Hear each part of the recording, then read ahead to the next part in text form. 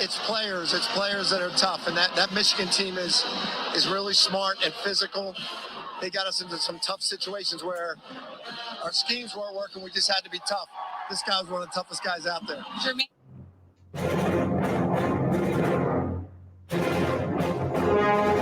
All right, welcome in. That was Jay Wright, Villanova head coach, just after the final horn sounded. Thanks to TBS for the sound there. As the Cats move on, they beat the Wolverines a final of 63-55. Welcome in. It's the postgame show here, TMBR style. Jim Scarcelli and Dennis Fithian. And Scar, the Wolverines' run ends in the Sweet 16. Yeah, I don't think it was from lack of effort. Our guys played hard. Basketball it's a game like so many games where sometimes you the ball bounces off the rim and they go your way. How many layups, in other games do those balls go in for the Wolverines? How many? And then we just shot the free throw line. The free throw line and the missed layups. Those are huge for today. I thought we started the game playing really good defense. I thought the first half we played good defense. We left Gillespie a couple times. But I think our defensive scheme, for the most part, was pretty sound. I don't like how we bid on their fakes. God, they are such a great pump-faking team. And, and just keep faking and pumping. And they do a great job of it. And we bid on it a few times. But our guys played hard. It just wasn't our day, man. The ball did not bounce our way. Yeah, 7-14 from the charity stripe. Michigan had been really good shooting free throws in the tournament. I went back last night, looked at their last 4 games. They were shooting 88% from the free throw line, so that was unusual to see them missing shots from the charity stripe. And I think what you said there at the start is what everybody's going to say that watched this game. How many shots did Michigan miss point blank, makeable shots, whether they were layups or in the lane or, on their way, to the hole? Shots that are pretty high percentage, and you can go down the list. There were a bunch of those type of shots right down to the end. All of it being said, you're right, the pump fakes, and the announcers were saying, Jimmy Jackson was saying how many times at halftime. It was Juwan Howard saying, don't go for the pump fakes and all that. But you can go through all of that, and here we are, just under 3 minutes to go. It was 2:48. Terrence Williams had a pretty good look at a three-pointer. Michigan's down 4. Hey, he makes that. It's a 1-point game. With under 3 minutes to go. So, they had their chances with everything. And you could pick, 3 or 4 guys that you would say really didn't have good games. And yet here was Michigan, at the end with a chance still to win it. Yeah, our defense kept us in the game. We struggled making shots in the first half, and Brooks got going in the second half. But missing those layups, Denny, again, it has nothing to do with effort, man. It has nothing to do with effort. We popped into our zone, and right away, man, this guy is one of the best coaches in the country, Jay Wright. He knew right what to do, and they picked us, and then they got Gillespie a shot. As soon as Collins gets in the game, first thing they do, and I knew it going in, they post them up, they back them down, and they are a great. Everybody on their team can work the low post. They work on it, and they're good at defending it because they work the heck out of it. You can tell every player on that team, if they get a mismatch and they can back you down low, they will do it. And again, he's just a good coach, and they can if you find a guy that isn't good defending the low block, they're going to make you pay. But it felt like if Brooks would have had a better first half, and if Dickinson, we've seen him make shots, a lot of the ones that he missed. If Diabate would have made a couple more layups, dunks, wouldn't have had some weird drops and turnovers there. I mean, those sort of things. And you kind of feel like it would have been a closer game, even though they had their opportunities again. Then they had a couple long stretches. You think about in the second half, they were only down 3 at the half, but then there was a stretch there right before, around the 10-minute mark or right before that, where there was it was just too long of a stretch where they didn't get any offense. They didn't get any points at all. And you saw Villanova was able to get that cushion, even though Michigan was able to slice into it a little bit. You spend a lot of energy when you do that. So those missed opportunities are there. Let me read some of the feedback to you, Scar.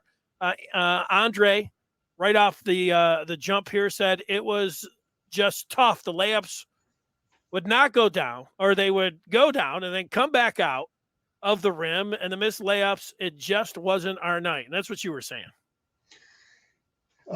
Yeah, I tell you, Villanova, it's just, you got to really take a look at the little things that they do, man. They take charges. And they do a great job of denying the entry to Hunter. We got it down in there to them, but they never made it easy for us. Their coaches did a great job of challenging the man with the ball and making his window into Hunter difficult, or make him get it further away from the basket that he'd like. So you got to applaud Villanova for a lot of that. And Diabate has got to get in the weight room. How many times does he get his hands on the ball and they strip it from him? They take it from him. He gets blocked from behind. He's just going to get better and stronger. But he's just got to get stronger with that basketball in his hand. And I'm going to tell you right now, the thing that bugged me for the last month, I think Terrence Williams deserved more time. I'm sorry, but he deserved more time. He should have been getting Houston's minutes, and he sure should have been in there before Brandon Johns. I don't know why we kept going with him. I'm sorry. I don't like to get after guys. They're college kids, but I would have put Williams in there in place of those two kids because I think he's earned the minutes, but apparently the coaching staff doesn't see it like me. Well, I think they're fair points when you just look at the box score, you watch the game, so you can see it. I would agree with you on that. I think they like John's replacing one of the big men down there, but offensively, you're just not getting anything from him. And it was, last year, here he was getting 14 and 6 in the Sweet 16. He just doesn't have it offensively, and Williams does. I mean, that's the thing. So I see where you're coming from. And the same thing with Houston. Houston started out the game well. I mean, we know they didn't score last game, but, here he is. He gets a layup and he gets a three, and you're thinking, oh, hey, this is great.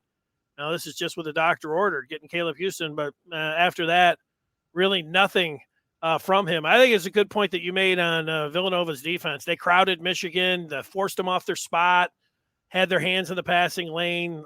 They were good at that. And, they're going to pick and roll you and get their shots and crash the offensive boards. And, you're talking about bounces that you'll see in a game. Sometimes you're going up there and Michigan looks like they're going to get the easy rebound. Nobody else is out there. And instead of it just coming off like you think it would, like maybe one other bounce, and then it's bouncing a little further. And then, there's Villanova. But I like Michigan's defensive effort. You mentioned that, and it really did keep them in the game where they had opportunities. And you're wondering, hey, can they just get a little spurt here?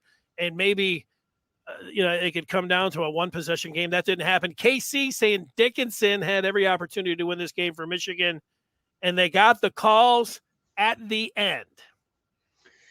Yeah, I mean, listen, we were trying. If you're a big man, you want to come play at Michigan because he's going to work. He's going to get you the ball on the low post, but yeah, and we tried like heck to get it to him, and they swarmed him. They made nothing easy. They gave him nothing easy, and I talked about it going in earlier in the week, Denny. I said, listen, Hunter Dickinson again in this game, he will be the focal point because they were going to exploit him when they had the ball, and they did.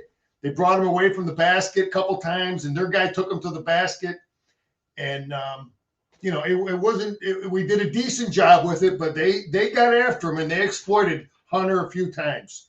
But Hunter did, early on in the game, he had some nice passing. He got that second foul early in the second half, kind of took him out. We lost some minutes out of him on that side in the first half. But, he did some good things passing the ball. But, they did exploit him a little bit on defense. Yeah, I think that we've covered it. What everybody that watched this game will come away with is, their missed opportunities on their makeable shots from in close. And then, that Villanova's a pretty good team, so you give them that. But then might get a little frustrated because, it's the tournament and upsets happen, and then you just look at the earlier game there. There's Arkansas taking down the #1 seed overall in the tournament and beating them 74-68. A lot of times you say, hey, why not us? When it goes down like that, and, just a missed opportunity. Yeah, Villanova was favored in this game, and Michigan had all their chances there, but and I don't know if it was an A game from Villanova, but it certainly wasn't an A game for Michigan. And, those are the kind of, you need your A game if you're going to advance in the tournament. You're a team like the Wolverines. But, Scar, now you turn your attention to the offseason, and there's a few different guys here that you'll keep an eye on that have to make some decisions on their immediate future here in college, and that's what we'll wait around and see what happens. Yeah, it'd be interesting to see what Hunter does. I mean, he made big strides, big improvement from last year to this year. His low post game was good last year. He's extended his game. He's a pretty darn good 3-point shooter. Of course, as a Michigan fan, we'd like to see him come back. I want to say this too about Devontae Jones. He had a pretty darn good game. He had one turnover on an entry pass, and we're a better team when he's around. Frankie Collins got some time. He could finish at the basket. But getting back to your question, yeah, I would think that it'll be interesting to see what we still see Diabate. I don't know how high Houston is on that draft list. I'd like to see both those guys come back. Frankie Collins will be back, and we'll have Buffkin back. We'll have a good nucleus. We get Hunter back. I mean, we'll have a pretty darn good team. But I still think we need to pick up I guess we're in the mix for Sessions, the kid at Penn State. I read that. I saw that. There's a big kid, 6'11" guy I was looking at last night that is visiting or taking a look at Michigan or whatever. Is he a transfer? A transfer. I'm trying to remember. There was a smaller school, but I watched about 5 minutes of his video late last night. He he's one of these new age big men. He's got some moves down low, but he also has a pretty looking shot. So, and there's the 5-star kid at LSU that's in the portal. One thing about, Juwan and Michigan, the visibility, they need a point guard. They need a big man. If these guys are making, decisions to go, they'll be able to jump in. And I don't know about, taking their pick of guys, but, they'll have options of players. That's for sure. The one thing that was being discussed a little bit on TMBR today, and you remember going back to, that's the Maize and Blue Review, the Wolverine Dead posting board. If you go back and remember the football season, David Ajabo was not able to cash in on name, image, and likeness because his route to the United States. I mean, he's not a United States citizen, so I don't know if I think Scottish. He lived over there, or however, his route to come to Michigan, so he couldn't get the NIL. And then people were debating whether you have Caleb Houston, who is Canadian, and you also have Moussa Diabate, who is from France. So can those guys, and like if it's coming down, you can say, hey, you can play in the G League, you can just play at Michigan. You get maybe about the same amount when you're talking about name, image, and likeness, but maybe those guys can't cash in on that because of the NIL rules, and maybe there'll be something to those, and maybe they can tweak some things or change some things around, but at least something to monitor. We have some more feedback here, Scar. I'll read it for you. This game was so brutal and disgusting to watch. They were so much better than Villanova. Have the kids ever heard of dunking the basketball? That's from Mark. Yeah, it would have been nice, but we didn't get. Yeah, the Diabate had some open looks to possibly dunk the ball, but you got to feel that guy behind you. Get him in the air, get the foul, go up stronger, and it's frustrating there, man, that we didn't get more of that. Denny, you bring up a good point about that money in the the guys from different countries. I didn't know that, but those are factors because sure. We could put together something for those guys. That's respectable, and it could keep them around Ann Arbor a little bit. But we get Hunter back, and we pick up a good solid guard. That Sessions kid, I love that kid. He's got 10 teams on his list, but that's exactly what we need. We need a scorer, smart kid, seasoned kid to go along with Frankie Collins, to go along with Buffkin, and then we got a 5-star kid coming in, but. With Terrence Williams back now, Terrence Williams will be a guy that can score. He'll give us, he'll give us some scoring from that position. But anyway, yeah, I think we have a real solid nucleus coming back.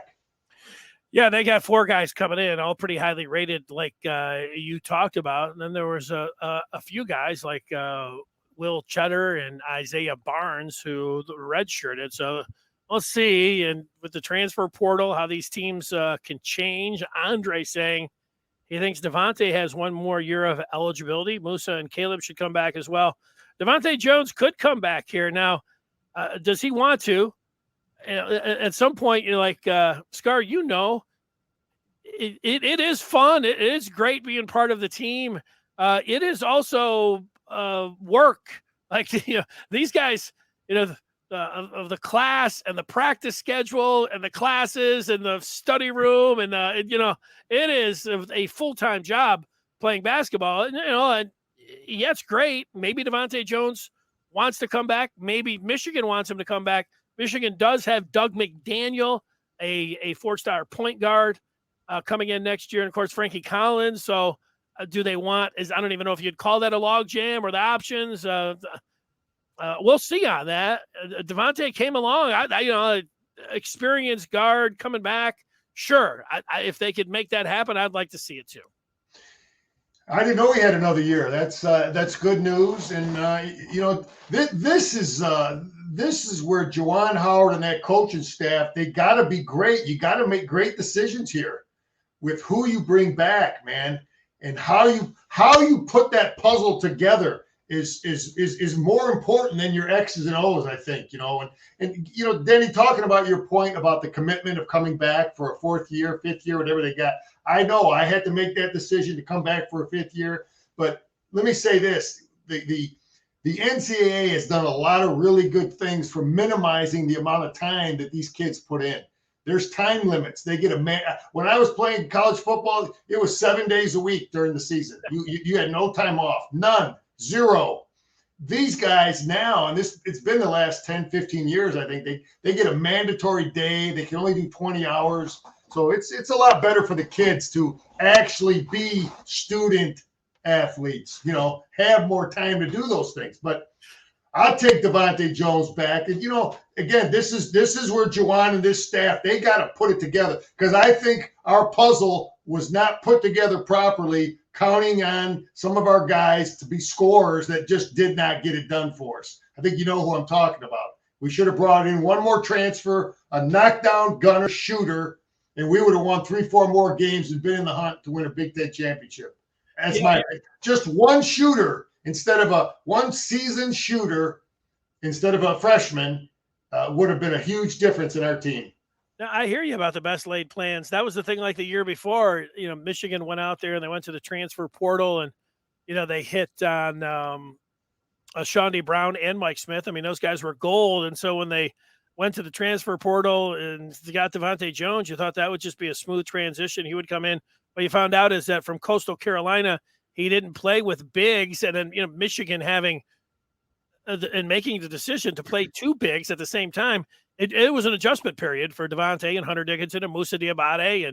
And yeah, I think they were expecting Caleb Houston to shoot better earlier, all the way through. Johns too, yeah. Yeah, Johns too. You expect a guy coming back, like mentioned. How many times? I've mentioned it a few times. Last year in the Sweet 16, he had 14 points and 6 rebounds. He's good defensively, and you're thinking he's coming back for his senior year. How many times do you see guys blossom when they know it's their final year? And, you at least hope that he picked up where he left off or played a little bit better, and that wasn't the case with I've seen it in footballs. Guys got worse as they went on. They got sidetracked with personal stuff. I've seen it many, many times, and it happens. Yeah, D's making some good points, man. Free throws and missed layups, but again, that's got nothing to do with effort, man. It's just some days it happens, some days it doesn't, and you got to handle the pressure. And it didn't look like it was sold out. It wasn't like it was real loud. No, but it was, it's just knowing the games on national television. It's a pressure-packed environment, and we just didn't get it done. Well, over the last 4 games, they had hit almost 90% of their free throws. So to hit just 50% of them, that's frustrating. If you're a Michigan fan, when you see those guys walk up there, you make 3 or 4 of those, and Yeah, you talk about making half of your layups. Maybe Michigan wins going away, but it's a lot closer game. That's for sure. The point is well taken by D's. Mark saying he's never seen so many shots fall off the rim. They played tight and scared the whole time for no reason. Terrence taking that early 3 in the shot clock, only down 4, was so stupid. Well, I pointed to that one at 2. It was 2:48 to go in the game. Michigan was down 4, and the one thing that is it was early in the shot clock. You want to get that down to Hunter. You want to think about the Eli Brooks on a 3.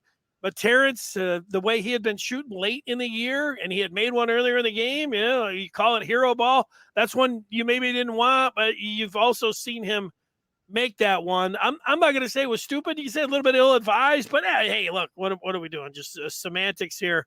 2:48 to go. He makes that. It's a 1-point game. It was a huge shot. I'll tell you that, Mark. I'll give you that. It was a huge shot. And, when you say play tight and scared, you miss layups, you miss free throws. They made all their free throws the game before. What were they not? Were they playing free with nothing to lose against Tennessee and then they tighten up in the Sweet 16? You explain. It's hard to explain when you're missing easy shots and point blank ones, and same thing with the freebies when you're making them in the past. If they weren't a very good free throw shooting team, you'd say, hey, it made free throws all year long, but they had made them, and they had made them in this tournament. So that's tough. Yeah. He had Hunter too, and Jackson pointed out, because I saw Hunter too. It was way overplayed. Terrence could have thrown the lob on that instead of taking that shot. But in defense of the player too, we don't know what the coach is saying on the sideline. Because it was there was what, 40 seconds. I don't know, but yeah, it looked like it was rushed. But in defense of the kid, was early in the clock, that's for sure. Yeah, I know, man. And you do you like to pass it around, maybe to see if you can get a little bit more open there. D's with a couple more points. Bad Michigan offense showed up after taking a vacation for a few games. Freshmen played poorly all game long. The veterans struggled too.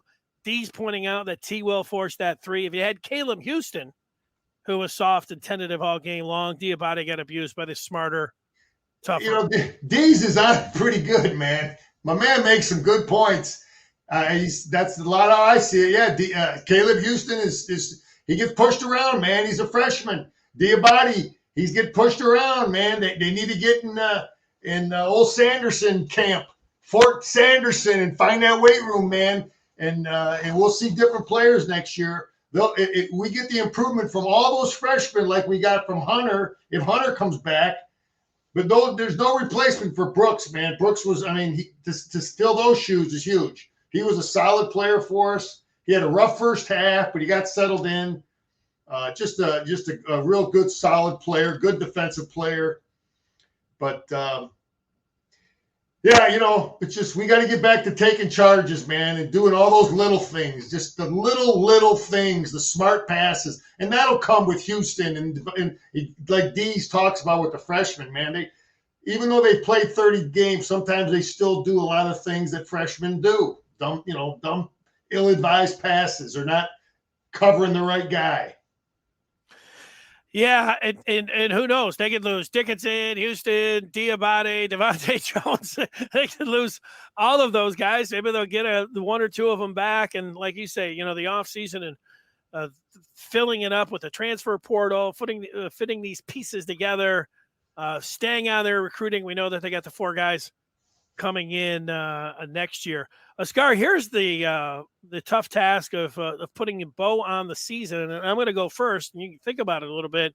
You head into this year. I remember last year where they had 3 shots and under 22 seconds or whatever it was to get to the Final Four against UCLA, and I enjoyed that season so much last year. A lot of it had to do with COVID and not being able to go out, but that team was a big surprise. They weren't picked to finish in the top 3 or 4.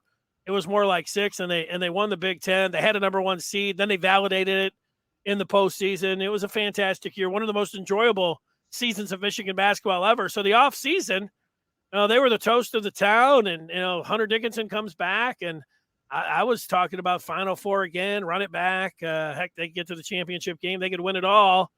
And preseason number 6, and I get to as high as 4, but it was it was pretty apparent early on that this was not a top 5 team, a top 10 team. And, they fell out of the top 25 for a stretch there. It looked like they weren't going to make the NCAA tournament at all. So being able to put it together in the middle of the season and late and actually get into the tournament, even though the preseason expectation was this team getting to the Final Four, if somebody wanted to say, it's a failure of a season because this was a team that was expected to get to the Final Four, I think you can say that, but I think you have to piece also together what they did actually during the season and marry those up.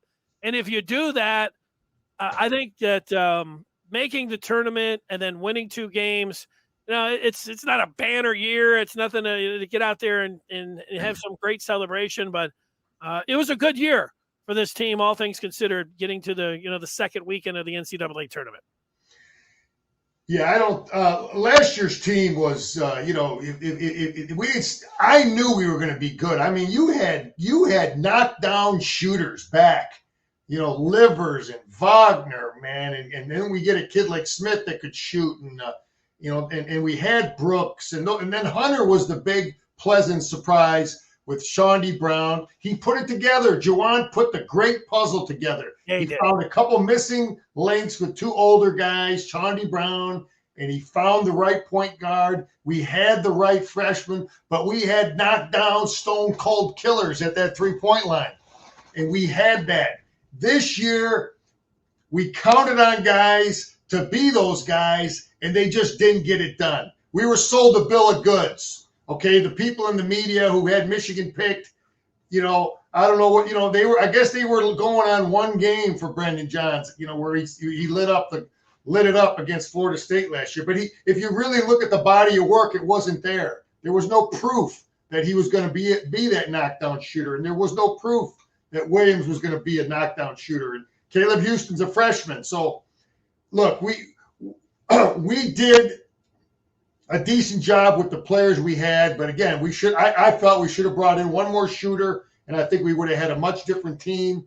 And again, those are the Michigan, the University of Michigan should never be caught without the ability, without enough guys that could score and play the game. If we make mistakes in recruiting, he should be able to adjust it by picking in some stone cold killers at the 3-point line and some shooters and the kind of guys we need to fill in the blanks, because Michigan is that kind of a program. Yep, I think they're great points. I think if Juwan was there, he'd say, Jim, we just kept going with the same guys, and we trusted that they were going to break through and that they were actually going to do it. But I think when he takes a step back, and they all do, I think they would agree with you. Like, man, I 1 more shooter. Really needed a shooter, knockdown 3-point shooter, and that just didn't happen. Didn't materialize for him. Well, it was fun being on here with you throughout the season, Scar. As a former football player, but you coach basketball, and you come on here, and you did a fabulous job talking about the games and entertaining everybody.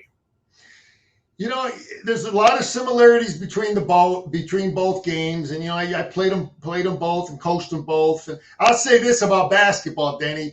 It's a hell of a lot harder to outcoach someone in basketball. If a team's got a few players and the guy's not a good coach, it's still tough to beat him. But if a guy's got good players in football, there's more room for error. There's 22 positions. So it's tougher to beat someone, outcoach someone.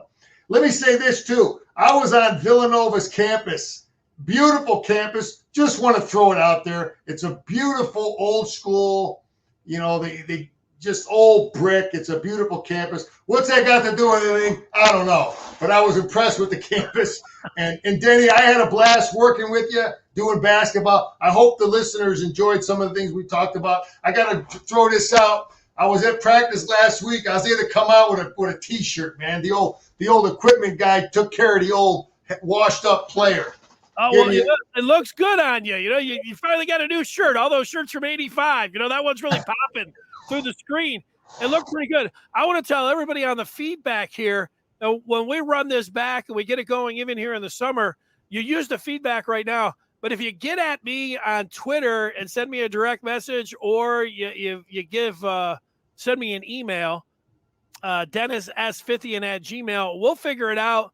we'll get you on here where we can take calls, or we can go to you if that's something you want to do. Heck, we could even arrange it where we could go to video as well. Something we want to do here in the future. But thanks everybody for sending in that feedback as well. All right, Scar, that's going to do it. Hockey tomorrow. Yeah. In the hockey season. Hey man, it's Michigan. We are hitting it on all cylinders, man. We got great facilities. We got a great education. We can recruit all sports. Change the topic real quick. I wonder what's going to happen with our assistant coaches, Denny. We got some good ones there.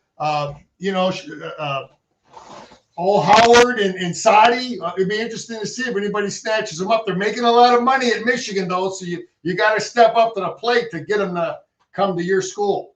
Well, Sadi Washington did not go to his alma mater when they had an opening last time. They have an opening again, so I would keep an eye on that one out there in Kalamazoo. Well, it's the last time I can play this music, or the last time I will. So I can play it every time if I wanted to, but there it is. How about Arkansas? Well, it's time for the Boilers. Let's cheer on the Boilermakers. That's all we got left. All right, I'm with you. All right, Scar. Go Blue. There he is, Jim Scarcelli. The final. Talking tomorrow on the Afternoon Live Show. Good night, everybody.